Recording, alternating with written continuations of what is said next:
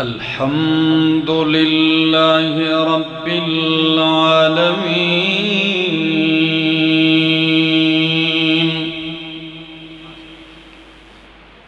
والعاقبة للمتقين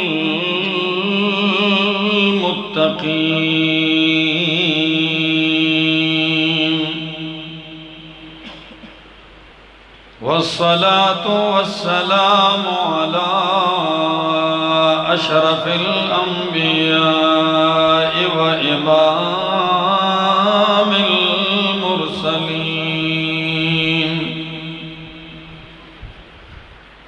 وعلى آله وأصحابه أجمعين. أما بعد فأعوذ بالله من الشيطان الرجيم. بسم الله الرحمن الرحيم.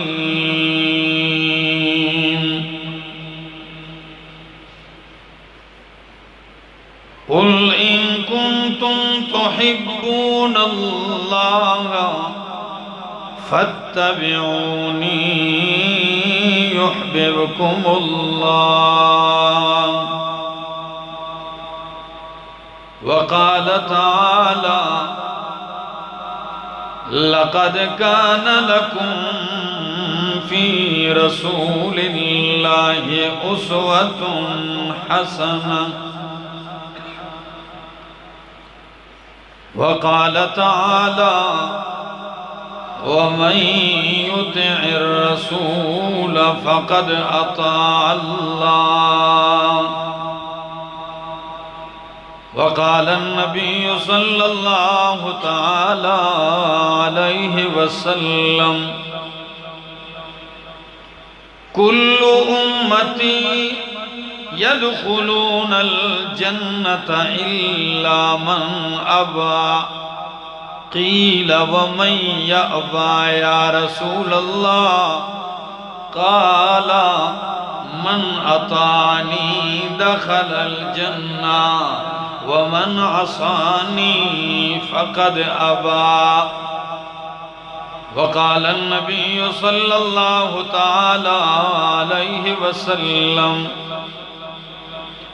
لا يؤمن أحدكم حتى أكون أحب إليه من والده وولده والناس أجمعين.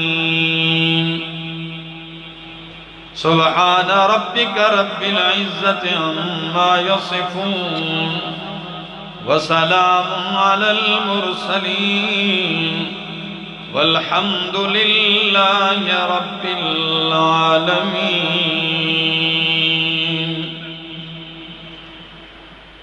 انتہائی قابل عزت، قابل احترام، ذی قدر علماء کرام اور ہری پور ضلع کی تحصیل غازی اور خاص غازی شہر کی اس مسجد اور گرد و نواح سے آئے ہوئے میرے معزز مکرم دوستو، السلام علیکم.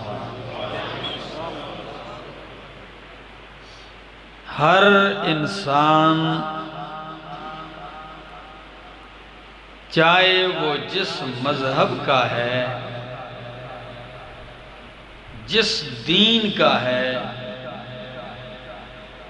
اس کا یہ دعویٰ ہے کہ وہ اللہ سے محبت کرتا ہے. اگر یہودیوں سے پوچھا جائے تو وہ کہتے ہیں ہمیں اللہ سے بہت پیار ہے، محبت ہے. اگر عیسائیوں سے پوچھا جائے تو ان کا بھی یہی دعویٰ ہے کہ ہمیں اللہ سے پیار ہے، محبت ہے. اور اگر مکے کے مشرکین سے پوچھا جائے تو ان کا بھی یہی دعویٰ تھا کہ ہمیں اللہ سے پیار ہے، محبت ہے. اور اگر مسلمانوں سے پوچھا جائے تو ان کا بھی یہی دعویٰ ہے کہ ہمیں اللہ سے محبت ہے، پیار ہے۔ اب اتنے لوگ ہیں اور سب کا دعویٰ اللہ سے پیار اور محبت کا ہے۔ پوچھنا یہ ہے کہ ان دعوے داروں میں سچا کون ہے؟ اب اگر لوگوں سے پوچھا جائے تو ہر آدمی کہتا ہے میں سچا ہوں،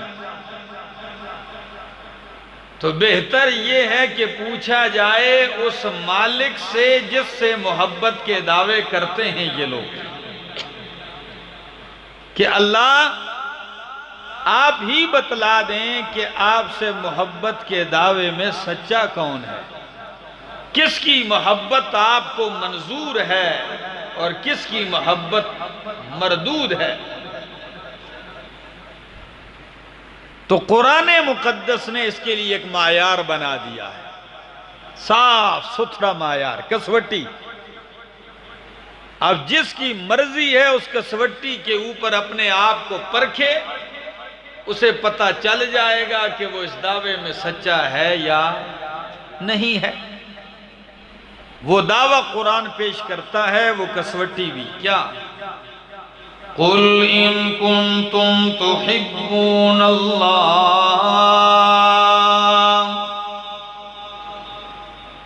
قُلْ میرے پیغمبر کہہ دیجئے، اعلان کر دیجئے، إِن كُنتُمْ تُحِبُّونَ اللَّهَ، اگر تم اللہ سے محبت کرتے ہو، دعوے دار ہو اللہ سے محبت کے، تو ایک ہی راستہ ہے تمہارے لیے، وہ کیا ہے؟ فَاتَّبِعُونِي، فَاتَّبِعُونِی، میرے پیغمبر کہہ دیجئے پس میری اتباع کیجئے، میرے پیرے دار بن جائیے، میرے پیروکار بن جائیے، میرے تابع دار بن جائیے، میری طرح جیسے میں عبادت کرتا ہوں عبادت گزار بن جائیے، سونا میرے طریقے پہ، جاگنا میرے طریقے پہ، تجارت میرے اصولوں پہ، معیشت میرے اصولوں پہ، دن رات کی زندگی میری اتباع میں لگا دو، پھر اللہ تمہاری رنگت کو بھی نہیں دیکھے گا، پھر علاقے کو، خاندان کو، حسب نسب زبان کو نہیں دیکھے گا، مال و دولت کو بھی نہیں دیکھے گا۔ اگر تابعداری میں سچے نکلے تو تمہیں کہنے کی بھی ضرورت نہیں ہے، اللہ تو تمہارا محبوب ہو گئی، تم اللہ کے محبوب بن جاؤ گے۔ یحببکم اللہ، اللہ تم سے پیار کرنے لگے گا، اللہ تم سے محبت کرنے لگے گا، پھر چاہے وہ حبشے کا کالا بلال کیوں نہ ہو، چلے گا زمین پر، پاؤں کی آواز بہشت برین میں آئے گی، چاہے وہ فارس کا سلمان کیوں نہ ہو، کہاں فارس ایران کا، لیکن جب آیا میرے پاک پیغمبر کا غلام بن گیا، تابعدار بن گیا، غلامی مصطفیٰ میں رنگا گیا، اس مقام پہ پہنچا ہے۔ غزوہ خندق کے لیے مدینہ منورہ کے باہر خندق کھودی جا رہی ہے، اور کھودنے والے مہاجرین بھی ہیں، انصار بھی ہیں، سید الانبیاء محمد الرسول اللہ صلی اللہ تعالیٰ علیہ وسلم بھی کھود رہے ہیں۔ اب تھوڑا سا اختلاف ہو گیا محبت میں، کیا؟ مہاجرین کہنے لگے سلمان منا، سلمان ہم میں سے ہے، انصار کہنے لگے سلمان منا، سلمان ہم میں سے ہے۔ اب اکیلا سلمان ہے، مہاجرین اپنے پلے میں ڈال رہے ہیں، انصار اپنی طرف کھینچ رہے ہیں۔ نبی کریم نے فرمایا یہ کیا تکرار ہو رہا ہے؟ فرمایا یا رسول اللہ، سلمان پہ تکرار ہے، مہاجرین کہتے ہیں ہمارا ہے، اور انصار کہتے ہیں سلمان ہم میں سے ہے۔ اللہ کے پاک پیغمبر فرمانے لگے میں محمد صلی اللہ علیہ وسلم تمہارا فیصلہ کرتا ہوں، نہ تم میں سے نہ تم میں سے، سلمان منا اہل البیت، سلمان میرے اہل بیت میں سے ہے۔ کہاں فارس کا رہنے والا اور کہاں اہل بیت میں آ گیا، اللہ اکبر۔ تو فرمایا فَاتَّبِعُونِي يُحْبِبْكُمُ اللَّهُ، تم اللہ کے محبوب بن جاؤ گے، اللہ تم سے پیار کرنے لگے گا۔ اور یقین کیجئے جب تم اللہ کے محبوب بن گئے، جب اللہ کے محبوب بن جاؤ گے تابعداری کی وجہ سے، تو ساری چیزیں تمہاری تابعدار بن جائیں گی۔ کسی شاعر نے کیا یہ خوب کہا، وَمَن يَكُن بِرَسُولِ اللَّهِ نِسْبَتُهُ وَمَن يَكُن بِرَسُولِ اللَّهِ نِسْبَتُهُ تَحْفَظُهُ الْأُسُودُ وَتَهْدِيهِ صُوبَانُ۔ غازی والو میری بات سمجھ میں آ رہی ہے؟ وَمَن يَكُن بِرَسُولِ اللَّهِ نِسْبَتُهُ تحفظه الاسود وتهديه صوبان، جس کی نسبت محمد الرسول اللہ سے ہو جائے، چاہے وہ اکیلا کیوں نہ ہو، اگر وہ جنگل میں راستہ بھول جاتا ہے تو رات کے اندھیرے میں جنگل کے درندے اور شیر اس کی چوکیداری کرنے لگتے ہیں، سانپ اور اژدہا اسے راستہ بتانے لگ جاتے ہیں۔ وَمَن يَكُن بِرَسُولِ اللَّهِ نِسْبَتُهُ تَحْفَظُهُ الْأُسُودُ وَتَهْدِيهِ صُوبَانُ۔ اللہ، آپ کہیں گے شاعر نے ویسے ہی کہہ دیا، نہیں ویسے ہی نہیں کہا، افریقہ کا جنگل ہے، کوئی جنگل میں آج تک گیا نہیں، قافلہ آ گیا میرے پاک پیغمبر کے صحابہ کا، لشکر آ گیا، باہر لوگ کھڑے ہیں اندر نہ جائیے، جو گیا ہے وہ واپس نہیں آیا، یہ اندھیر جنگل ہے۔ اللہ اکبر، میرے پاک پیغمبر کے تابعدار اندر داخل ہونے سے پہلے امیر حکم دیتا ہے کہ ایک بندہ درخت پہ چڑھ جائے، چڑھ گیا، جی کیا کریں؟ کہا جنگل میں اعلان کر دو۔ کیا اعلان؟ کہ یا ایتھا الوحوش ایھا الحشرات، او جنگل کے درندوں، او جنگل کے چیر پھاڑ کے کھانے والے درندوں، وحشیوں، سن لو، نحن من خدام محمد، ہم محمد کے خادم آ چکے یہاں، تم یہاں سے کوچ کر جاؤ، اگر کوچ نہیں کرو گے ہم تمہیں قتل کر دیں گے۔ دنیا نے دیکھا اعلان کرنے کے بعد چیتے اور شیر بھی اپنے بچے منہ میں لیے جنگل چھوڑ کے جا رہے ہیں۔ وَمَن يَكُن بِرَسُولِ اللَّهِ نِسْبَتُهُ تَحْفَظُهُ الْأُسُودُ وَتَهْدِيهِ صُوبَانُ۔ اللہ، تو میں بات کر رہا تھا کہ قرآن نے معیار بنایا کیا؟ فَاتَّبِعُونِي، میری اتباع کرو، میرے تابعدار بن جاؤ۔ یقین کیجئے اللہ نے تو بات اتنی صاف کر دی ہے، میرے پاس آنا چاہتے ہو، میرا قرب چاہتے ہو، مجھ سے محبت کے دعویدار بننا چاہتے ہو، سارے راستے بند ہیں، ایک ہی راستہ کھلا ہے، فَاتَّبِعُونِی، میرے نبی کے تابعدار بن جاؤ، یحببکم اللہ، اللہ تم سے پیار کرنے لگ جائے گا، تم سے محبت کرنے لگ جائے گا۔ یقین کیجئے اگر نہیں دیکھا تو مثال دیکھ لیجئے، جب صحابہ نے نبی کی تابعداری کی، نبی کی اتباع کی، تو اللہ کے محبوب بنے کہ نہیں بنے؟ جی غازی والو، محبوب بنے کہ نہیں بنے؟ بنے ہیں۔ کبھی تو پھر میرا رب محبت میں آ کے یوں کہتا ہے، یا فرمایا اولئک علی ھدی من ربہم واولئک ھم المفلحون۔ یہی لوگ ہدایت یافتہ ہیں، یہی لوگ کامیاب ہیں۔ کبھی میرا رب یوں اعلان کرتا ہے، اولئک ھم الصادقون، یہی لوگ سچے ہیں۔ کبھی اللہ کا اعلان یوں ہوتا ہے، اولئک ھم الصدیقون، یہی سچوں کے بھی امام ہیں۔ کبھی اللہ کا اعلان یوں ہوتا ہے، اولئک کتب فی قلوبہم الایمان، میرا پاک پیغمبر شاگرد آپ کے ہیں، غلام آپ کے ہیں، تابعدار آپ کے ہیں، چوکیدار آپ کے ہیں، پہرےدار آپ کے ہیں۔ آپ کی تابعداری میں یہ اتنے اونچے ہو چکے ہیں کہ کتب فی قلوبہم الایمان، ان کے دلوں میں اللہ نے خود ایمان لکھ دیا ہے۔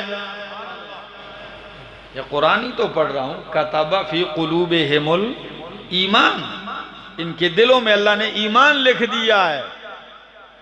اللہ کے محبوب بن گئے۔ جب نبی کے تابعدار بنو گے، اللہ کے محبوب بن جاؤ گے۔ یقین کیجئے جمعے کا دن ہے، نبی کریم صلی اللہ علیہ وسلم خطبے کے لیے منبر پہ تشریف لاتے ہیں۔ صحیح بخاری کی حدیث ہے، آپ اعلان میں سامنے کوئی بندہ سے کہا اجلس، بیٹھ جاؤ۔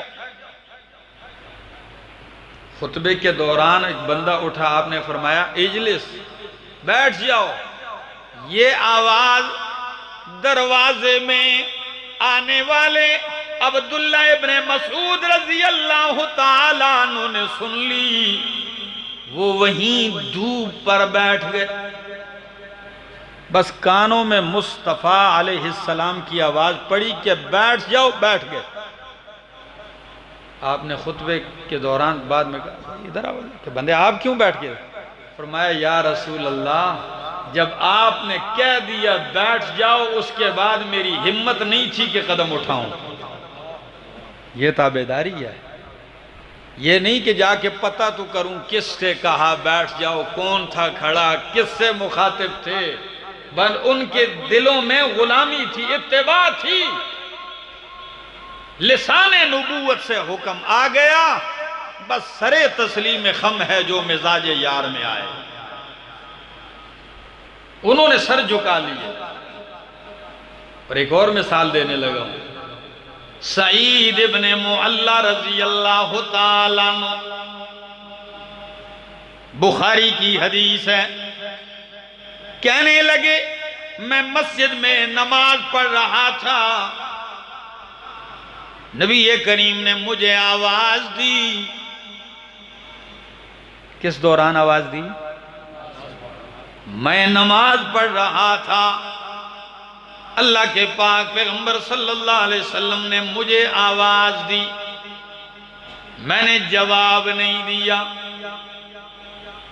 کیونکہ آپ نماز میں ہوں، کوئی بلائے تو جواب دیتے ہیں آپ؟ کہتے ہیں میں نے جواب نہیں دیا۔ نماز سے فارغ ہو کے جب میں پاس آیا، فرمایا سعید، جب میں نے بلایا جواب کیوں نہیں دیا، کیوں جلدی نہیں آئے؟ کہنے لگے یا رسول اللہ، میں نماز پڑھ رہا تھا، نماز سے فارغ ہو کے آیا ہوں۔ میرے پاک پیغمبر نے کیا فرمایا؟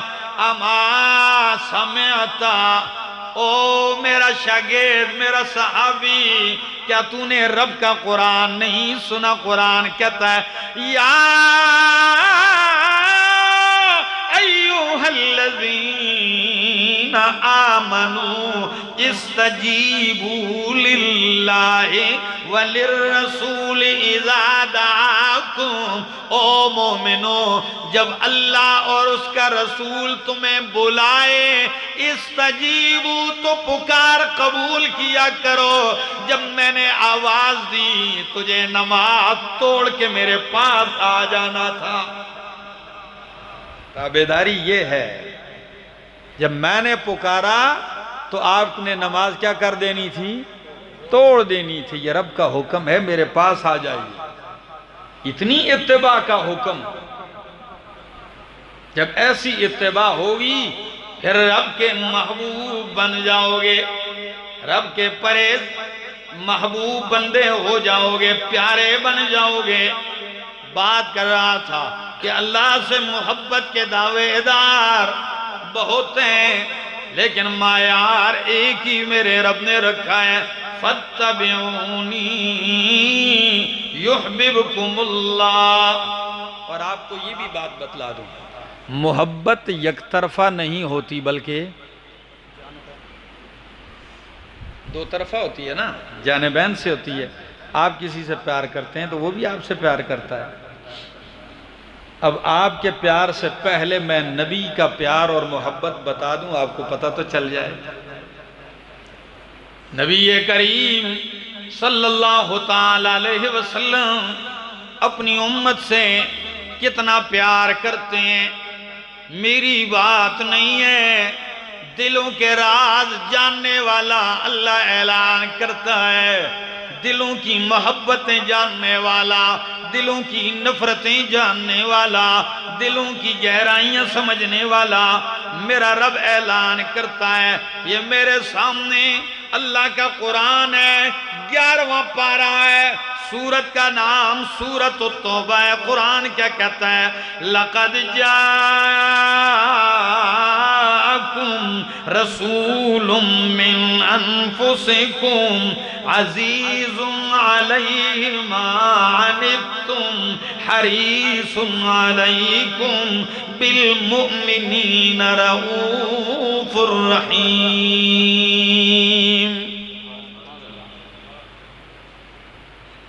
گھر میں جا کے دیکھ لینا، لَقَدْ جَاءَكُمْ، البتہ تحقیق آ چکے تمہارے پاس، تمہاری طرف، رسول،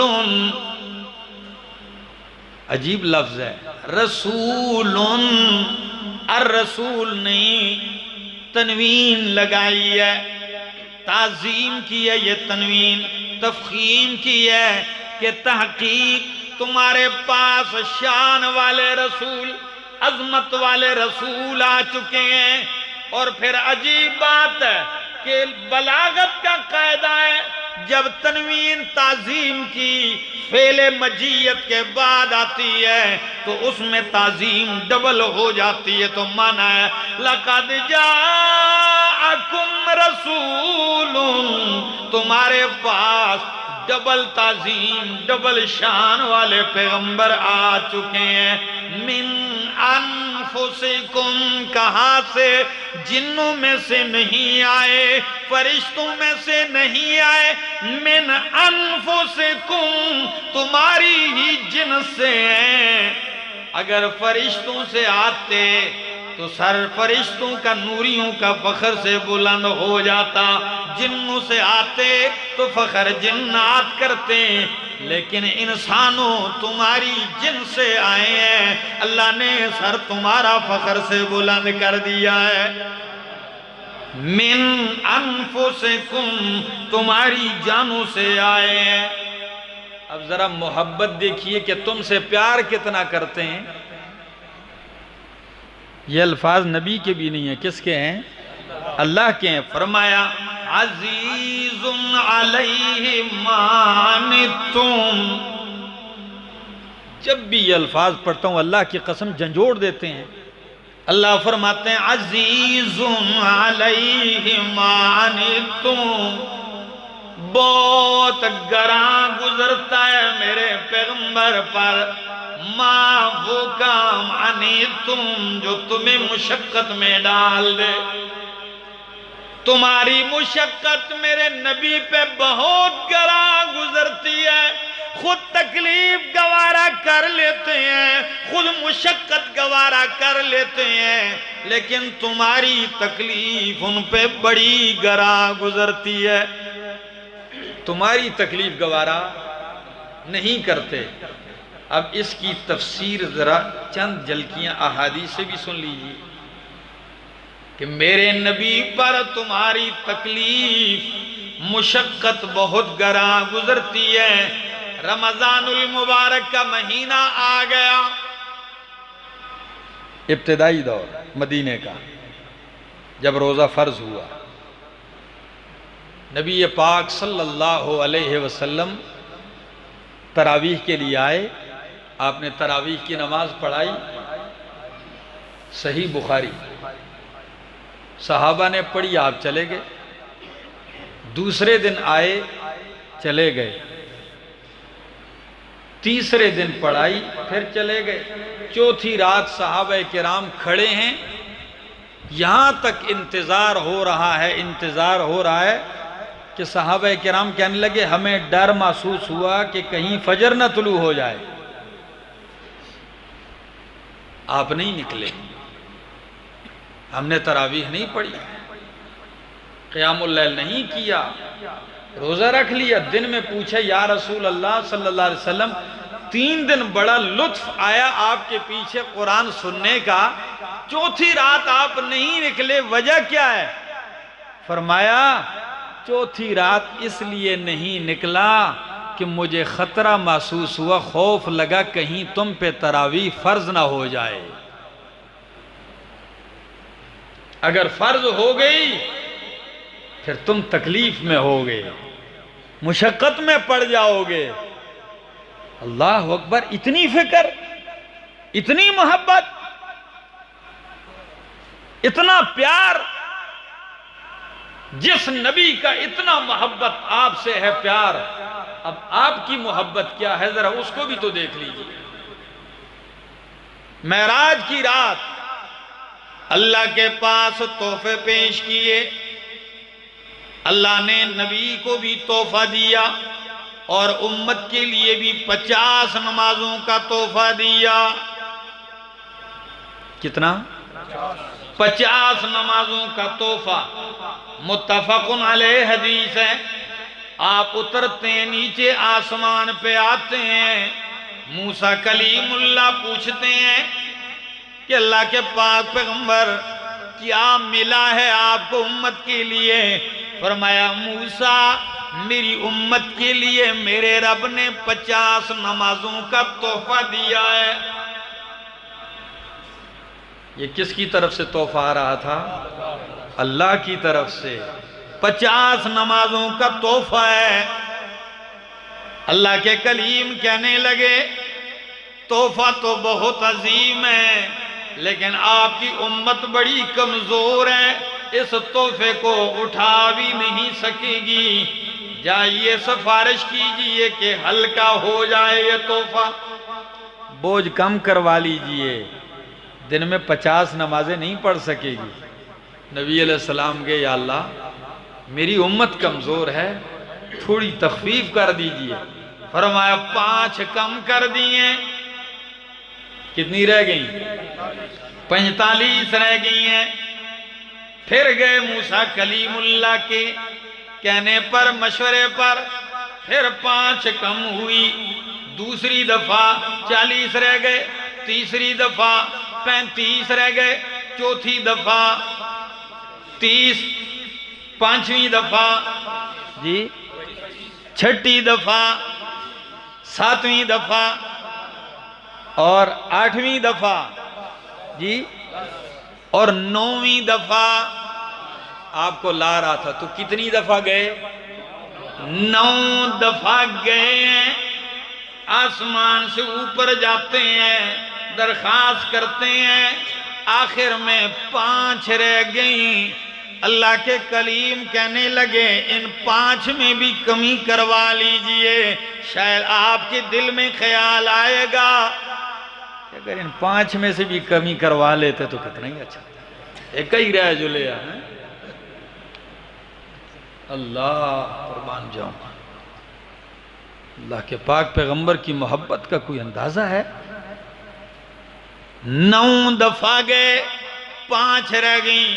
نبی کریم نے فرمایا موسیٰ اب مجھے حیا آتی ہے، اب مجھے حیا آتی ہے، بس یہ 5 پوری ہیں، میرے رب کی محبت بھی دیکھ لیجئے۔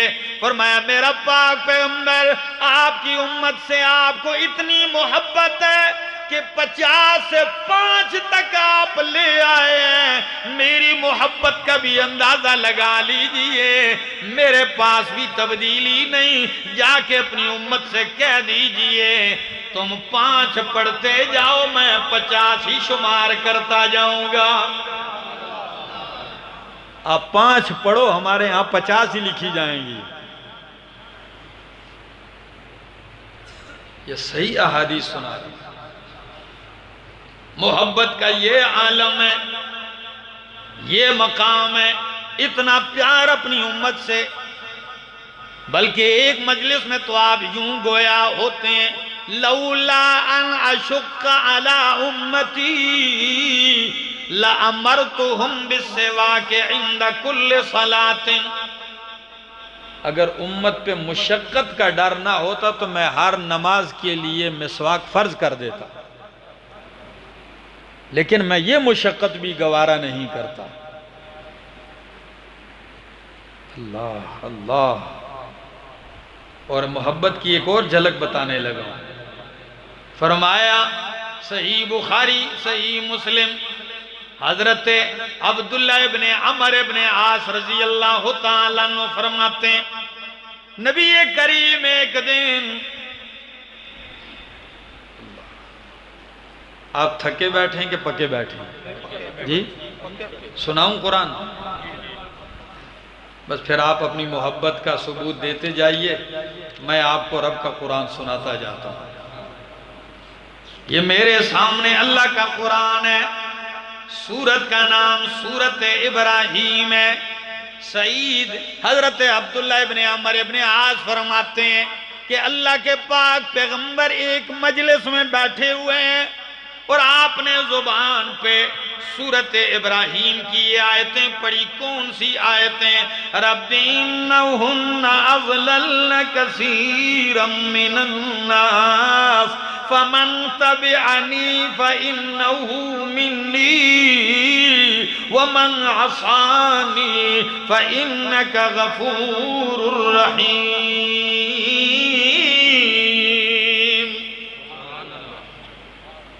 قرآن نے یہ جملے ابراہیم علیہ السلام کے نقل کیے۔ ابراہیم علیہ السلام کیا کہتے ہیں اپنی امت کے بارے میں؟ اے میرے ربا فمن تبعنی فإنہو منی، جس نے میری اتباع کی وہ مجھ سے ہے، ومن عصانی، جس نے میری نافرمانی کی ہے، فَإِنَّكَ غَفُورٌ رَحِيمٌ، تو بخشنے والا مہربان ہے۔ تو میرے پاک پیغمبر کیا کہتے ہیں کہ او میری امت، اللہ کے خلیل ابراہیم علیہ السلام تو اپنی امت کے بارے میں یہ کہتے ہیں، اور عیسیٰ علیہ السلام اپنی امت کے بارے میں کیا کہتے ہیں؟ رب ان تعذبهم فإنهم عبادك، ان تعذبهم فإنهم عبادك۔ اللہ اگر تو میری امت کو سزا دے، عذاب دے، تو اس سے کوئی پوچھنے والا نہیں، بندے جو تیرے ہیں۔ یہ 2 آیتیں پڑھی، فبکا، اللہ کے پاک پیغمبر رو پڑے، اتنا روئے مجلس پہ گریہ طاری ہو گیا، ساری مجلس رو پڑی ہے۔ اللہ نے فوراً جبریل بھیجا باوجود جاننے کے، فرمایا جبریل جا میرے پاک پیغمبر سے پوچھ معیوب کی کا آپ کیوں رو پڑے ہیں؟ جبریل پوچھتے ہیں آپ کیوں روئے ہیں؟ نبی کریم کہتے ہیں رب امتی امتی امتی۔ خلیل اللہ نے اپنی امت کے بارے میں کچھ جملے کہے، عیسیٰ علیہ السلام نے کہے اللہ بس میرے آنسوؤں کی لاج رکھ، میری امت کا خیال، میری امت کا سوال ہے، امتی امتی۔ تو جواب کیا آتا ہے؟ ذرا محبت تو دیکھ لیجئے، جواب آتا ہے کہ میرے پاک پیغمبر سے کہہ دیجئے اِنَّا سَنُرْزِيكَ فِي أُمَّتِكَ وَلَا نَسُوءُكَ۔ او میرا پاک پیغمبر، ہم آپ کو آپ کی امت کے بارے میں خوش کر دیں گے، ناراض ہونے نہیں دیں گے۔ اِنَّا سَنُرْزِيكَ فِي أُمَّتِكَ وَلَا نَسُوءُكَ۔ وہاں سے تو اتنی محبت، اور یہاں سے رویہ دیکھ لیں۔ ہم بھی تو اپنے گریبانوں میں جھانکیں، کیا ہمیں بھی خوشی میں اللہ کے نبی یاد رہتے ہیں؟ کیا ہمیں بھی غم میں اپنے نبی یاد رہتے ہیں؟ کیا کسی کے اندر اتنی جرت ہے جو اپنے معاشرے میں کھڑا ہو کے کہے میں ان رسومات باطلہ کو ٹھوکر مارتا ہوں، میں زندہ کروں گا تو اپنے حبیب کی سنت کو زندہ کروں گا؟ ہے کوئی جو معاشرے سے کٹ کے بتائے؟ بلکہ سارے ہی ادھر آ کے کہتے ہیں بس جی کرنا پہندا ہے، جی برادری ہے، رشتہ داریاں ہیں، بھائی کیا کرنا پڑتا ہے۔ جب خوشی کا موقع آتا ہے، آپ نے لوگوں کو دیکھا ہوتا ہے نا، بیٹے کی شادی ہو، بیٹی کی شادی ہو، حاجی صاحب آپ دیکھتے ہیں لوگ جاتے ہیں، کیا کہتے ہیں؟ بیوی بھی کہتی فلاں ناراض ہے ان کو بھی راضی کر دو، چچا ناراض ہے ان کو راضی کر دو، او ہری پور میں ہمارے رشتہ دار ہیں وہ بھی ناراض ہیں، کھلا بٹ میں ان کو بھی راضی کر دو، غازی میں بھی ہیں ان کو بھی راضی کر دو، ٹوپی ثوابی میں ہیں ان کو راضی کر دو۔ لسٹ بنائی ہوتی ہے، جو سالہ سال سے روٹھے ہوئے ہوتے ہیں، آپ اپنی خوشی میں ناراض شدہ کو تو راضی کر دیتے ہو، لیکن راضی شدہ رب کو آپ ناراض کر دیتے ہو۔ روٹھے ہوئے کو تو آپ منا لیتے ہو، لیکن جس نے اپنی رحمت کے دامن آپ کے لیے کھولے ہوئے ہوتے ہیں ان کو آپ ناراض کر دیتے ہیں، خیال تک بھی نہیں آتا۔ کب ہم جاگیں گے؟ کب ہمارے ہوش ٹھکانے آئیں گے؟ کب ہم اس معاشرے کی دلدل سے نکلیں گے؟ ان باطل، ان غلط چیزوں کو، بدعات، شرکیات، رسومات باطلہ کا خاتمہ ہم اپنے گھر سے نہیں کریں گے تو کہاں سے کریں گے؟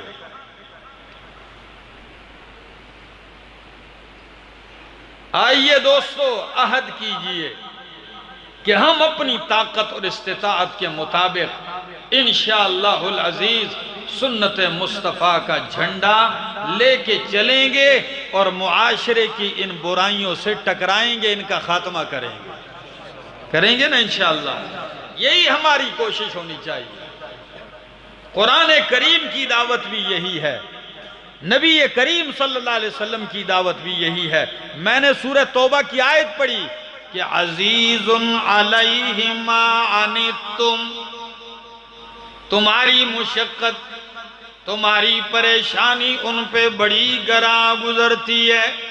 حریص علیکم، حریص علیکم بالمؤمنین رؤوف الرحیم۔ اللہ کتنے میٹھے لفظ ہیں، حریص علیکم، میرا پاک پیغمبر تمہاری بھلائی کے اوپر بہت زیادہ حریص ہیں، تمہاری خیر خواہی میں بڑے ہی حریص ہیں، تمہاری دنیا اور آخرت کی بھلائیوں کے بڑے حریص ہیں، تمہاری مشقت گوارا نہیں کرتے، خود پیٹ پہ پتھر باندھ لیتے ہیں لیکن آنے والے سائل کو محروم نہیں لٹاتے۔ تمہاری بھلائی میں اتنے حریص ہیں کہ اللہ نے مجلس لگی ہوئی ہے، صحیح مسلم کے الفاظ پڑھنے لگاؤں، نبی کریم صلی اللہ تعالی علیہ وسلم فرماتے ہیں، کہنے لگے او میرے ساتھیوں، اللہ نے مجھے دو باتوں میں سے ایک کا انتخاب کرنے کا اختیار دیا ہے۔ کتنی سنا دوں؟ ایک یہ کہ میرے پاک پیغمبر آپ چاہیں تو آپ کی آدھی امت کو بغیر حساب و کتاب کی جنت دے دوں، یہ پہلی بات. کتنی امت؟ قیامت تک، نبی علیہ السلام کے زمانے سے لے کر قیامت تک آنے والی یہ ساری ایک امت ہے. اس کو بیچ میں کیا کر دو؟ آدھا کر دو. آدھی امت جنت دینے کے لیے تیار ہوں. دوسری بات، یا دوسری آپ کی مرضی ہے کہ آپ کو قیامت والے دن شفاعت کا حق دے دوں. صحابہ کرام کچھ پریشان سے ہوئے، فرمایا یا رسول اللہ آپ نے ان دو باتوں میں سے کون سی پسند کی ہے؟ نبی علیہ السلام نے فرمایا میں نے آدھی امت والی بات نہیں پسند کی، میں نے قیامت والے دن شفاعت کا سوال کیا ہے. صحابہ کچھ حیران سے ہوئے، فرمایا میرے ساتھیوں آپ کو عجیب لگا ہے. عجیب لگنا ہے نا بھئی، آدھی امت مفت میں بغیر حساب و کتاب کے جنت جا رہی، اس آدھی امت میں ہو سکتا ہے ہم بھی آ جاتے. آپ نے وہ منظور نہیں کیا. دوسری بات لی، لیکن نبی کا سوال، نبی کا جواب سن لیجئے. اللہ کے محبوب پیغمبر صلی اللہ تعالی علیہ وسلم نے فرمایا میں نے آدھی امت کا سوال اس لیے نہیں کیا کہ میں آدھی امت پہ راضی نہیں، میں تو راضی تب ہوں گا جب ساری امت کو جنت میں دیکھ لوں گا. میں ساری امت کو جنت میں دیکھنا چاہتا ہوں. یہ حکایتیں نہیں سنا رہا ہوں، یہ صحیح احادیث سنا رہا ہوں. پکی پکی ٹھکی بات ہے. اتنی محبت. اور غازی والوں، اگر ایک اور حدیث سنا کے اجازت چاہوں. تھکے بیٹھے ہیں کہ پکے؟ اللہ کے پاک پیغمبر صلی اللہ تعالی علیہ وسلم فرماتے ہیں میدان محشر لگے گا، اولین و آخرین سارے جمع ہو جائیں گے، انبیاء، اولیاء، صحابہ کرام، انس و جنات سارے جمع ہوں گے. کوئی تعداد گن نہیں سکتا. سورج سوا نیزے پہ ہوگا، زمین تانبے کی ہوگی، لوگ پسینے میں ڈوبے ہوئے ہوں گے، کوئی ٹخنے گھٹنے ناف سینے تک ڈوبا ہوگا، کوئی پورا پسینے میں ڈوبا ہوگا. لوگ پریشان ہوں گے کہ اللہ بس فیصلہ کیجئے، جسے جنت جانا ہے جنت دیجئے، جسے جہنم جانا ہے اسے جہنم دیجئے. یہاں کھڑے کھڑے ایک دن کتنا ہے؟ 50,000 سال کا دن ہے. اتنا طویل دن ہے. آدم علیہ السلام کے پاس جائیں گے، دعا کیجئے، افتتاح ہو، شفاعت کا آغاز ہو جائے. آدم علیہ السلام کہیں گے لست لہا، لست لہا، یہ میرا کام نہیں ہے، میں اس مقام کے لیے نہیں. دوسرے نبی کے پاس جائیں گے، تیسرے نبی کے پاس جائیں گے، آخر میں عیسیٰ علیہ السلام کے پاس آئیں گے. کہیں گے عیسیٰ علیہ السلام آپ روح اللہ ہیں، آپ کلمت اللہ ہیں، آپ التجا کیجئے، اللہ یہ معاملات ختم کریں، فیصلہ ہو جائے. عیسیٰ علیہ السلام کہیں گے لست لہا، یہ میرا کام نہیں ہے، ہاں تمہاری مشکل حل کر دیتا ہوں. وہ کیا ہے؟ فرمایا کسی کے پاس جانے کی ضرورت نہیں، اگر جانا ہے آج جائیے، آخری پیغمبر سید الانبیاء محمد الرسول اللہ صلی اللہ تعالی علیہ وسلم کے پاس جائیے. جب یہ سارے آئیں گے میرے پاک پیغمبر صلی اللہ علیہ وسلم کے پاس آئیں گے. نبی کریم فرماتے ہیں جب یہ میرے سامنے کہیں گے کہ آپ التجا کیجئے، فَأَخِرُّ لَهُ سَاجِدًا، میں ان کی طرف دیکھتے ہوئے میں فوراً رب کے سامنے سجدے میں گر جاؤں گا. سارے نبیوں نے کیا کہا؟ لست لہا، یہ میرا کام نہیں. لیکن ہمارے نبی لست لہا نہیں کہتے، فرماتے ہیں میں کہوں گا انا لہا. ہاں میں نے دنیا میں جو اسی دن کے لیے التجا کی تھی، میں نے دعا اسی دن کے لیے رکھی تھی، فَأَخِرُّ لَهُ سَاجِدًا، میں سجدے میں گر جاؤں گا، فَيُلْهِمُنِي رَبِّي مَحَامِدَهُ، اللہ اس وقت میرے دل میں اپنی تعریفوں کا القاء کریں گے، میرے دل میں اپنی تعریفیں ڈالیں گے، وہ کلمات جو ابھی مجھے یاد نہیں ہے اسی وقت مجھے اللہ الہام کرے گا، اور میں رب کی ایسی تعریف کروں گا، ایسی عاجزی کروں گا رب کے سامنے، ایسے آنسو بہاؤں گا، اتنا لمبا سجدہ کروں گا، اتنی زاری کروں گا کہ اللہ فرمائیں گے ارفع راسک یا محمد سل تعطا واشفع تشفع قل تسمع، میرا محبوب پیغمبر بس کیجئے، اب مزید زاری نہیں، سر اٹھائیے، آپ مانگتے جائیں میں دیتا جاؤں گا، آپ سے بہتر مانگنے والا کوئی نہیں، مجھ سے بہتر دینے والا کوئی نہیں ہے، ہاں تو مانگتے اچھا لگتا ہے، میں دیتے ہوئے اچھا لگتا ہوں، آپ اشارہ کرتے جائیں میں جنت دیتا جاؤں گا۔ جب اتنی محبت، اور ہماری حالت یہ ہے، ہمارے سامنے تو کروڑوں مجبوریاں ہیں، کوئی کس سے مجبور ہے، کوئی کس سے مجبور ہے، کوئی کس سے مجبور ہے۔ دوستو ساری مجبوریاں ختم، گاڑیوں پہ اکثر لکھا ہوتا ہے اگ لاواں تو ساڑی مجبوریاں نوں جی دوستو یہ بھی کوئی مجبوریاں ہے؟ کوئی مجبوری نہیں ہے، سب سے بڑی مجبوری ہماری یہ ہے کہ نبی کی غلامی پوری کرنی ہے، یہ مجبوری ہونی چاہیے۔ اللہ ہمیں عمل کرنے کی توفیق عطا فرمائے۔ اور ایک بات آخر میں یہ کہہ دوں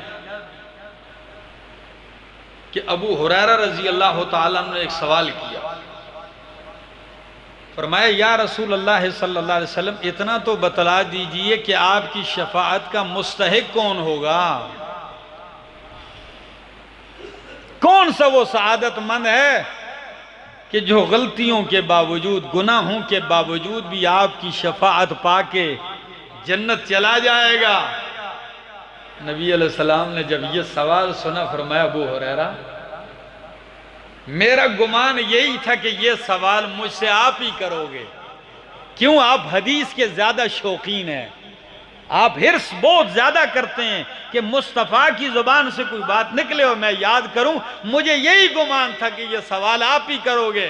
سن لیجئے جواب، فرمایا وَهِيَ نَائِلَةٌ إِن شَاءَ اللَّهُ لِمَن لَا يُشْرِكْ بِاللَّهِ شَيْئًا، میری شفاعت ہر اس گناہگار امتی کو نصیب ہوگی جس نے باقی گناہ تو کیے ہوں لیکن شرک سے اپنے آپ کو بچاتا رہا ہو، زندگی باقی ملاقات باقی۔ آمین اللہم لک الحمد حتی ترضا ولک الحمد اذا رضیت ولک الحمد بعد الرضا، یا حی یا قیوم یا ذا الجلال والاکرام، یا حی یا قیوم لا الہ الا انت برحمتک استغیث، اللہم صلی علی سیدنا و مولانا محمد وبارک وسلم ثم صلی علیہ۔ دوستو دعا کا ایک طریقہ جو نبی پاک صلی اللہ علیہ وسلم نے بتایا ہے، اور اکثر لوگوں کی مصیبت اور پریشانی یہ ہے کہ وہ کہتے ہیں ہم دعا کرتے ہیں قبول نہیں ہوتی۔ نبی علیہ السلام مسجد میں تھے، ایک شخص آیا نماز پڑھی، دعا کرنے لگا، نبی علیہ السلام نے فرمایا اس نے جلدی کی ہے، جلدی کر گیا ہے۔ وہ پاس آیا، فرمایا یا رسول اللہ کیسے جلدی کی؟ فرمایا میرے امتی جب دعا کرتے ہو تو پہلے رب کی حمد و ثنا پھر مجھ پہ درود پڑھ لیا کرو، اس کے بعد حاجت مانگا کرو۔ تو وہ چلا گیا، ثنا پڑھی، رب کی حمد، پھر درود پڑھی، درود پڑھا نبی علیہ السلام پہ، درود پڑھنے کے بعد جب مانگنے لگا تو مصطفیٰ نے کیا فرمایا؟ فرمایا سل توتی ہی، سل توتی، اب تیرا کام مانگنا ہے، رب دیتا جائے گا۔ تو اللہ ہماری دعاؤں کو قبول فرما، ہماری حاجتیں پوری فرما، پریشانیاں ختم فرما، اے اللہ دنیا اور آخرت کی رسوائی سے محفوظ فرما۔ جتنے لوگ آئے ہیں اللہ سب کے گھروں میں خیر اور برکتیں عطا فرما۔ جس طرح اس بچے نے قرآن کریم ختم کیا ہے اور آج اپنی معصوم زبان سے قرآن کی آخری صورتیں تلاوت کی ہیں، ماں باپ کو گھر میں کتنی خوشی ہوگی، دادا کو اور باقی اہل محلہ کو، اللہ یہ خوشی ہم سب کو نصیب فرما، اور یہ خوشیاں ہر مسلمان کو اللہ نصیب فرما۔ اللہ سب کے بچوں کو نیک و صالح بنا دے، جو بے روزگار ہیں اللہ ان کو نیک اور حلال روزگار نصیب فرما، جو بے اولاد ہیں ان کو نیک صالح اولاد نصیب فرما۔ اے اللہ ہمارے گناہوں کو معاف فرما، باران رحمت نصیب فرما۔ اللہم اغثنا غیثا مغیثا مریعا مریعا نافعا غیر ضار عاجلا غیر آجل، وصلی اللہ تعالی علی النبی الکریم وعلی آلہ وصحبہ اجمعین۔